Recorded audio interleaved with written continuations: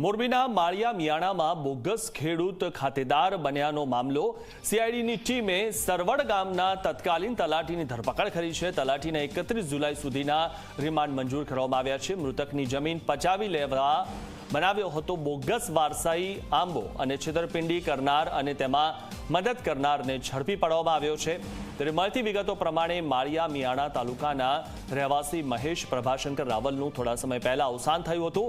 તેમણે પોતાના 3 સંતાનો તેમને હતા અને જેમની મિલકતમાં ભાગ મેળવવા જે મહિલા તેની દીકરી નહોતી તેને બોગસ સોગંદનામું કરીને તેના આધારે મેળવેલ વારસાઈ આંબામાં દીકરી તરીકે દર્શાવી હતી અને તેના આધારે તેઓની ખેતીની જમીનમાં તેની વારસદાર બનાવવામાં આવી હતી। જે બાબતે ગત મે મહિનામાં માળિયા મિયાણા તાલુકા પોલીસ સ્ટેશન ખાતે ફરિયાદ થઈ હતી, જે મામલે તત્કાલીન તલાટીની પણ ધરપકડ કરવામાં આવી હતી।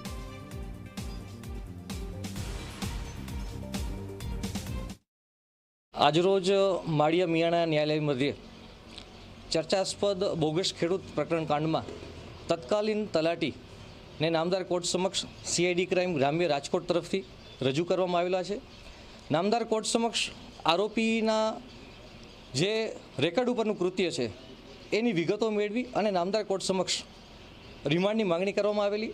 નામદાર કોર્ટે 31 જુલાઈ બપોરે 12 વાગ્યા સુધીના રિમાન્ડ મંજૂર કર્યા છે અને તે સંબંધિત વિગતો તપાસ એજન્સી મેળવી રહી છે।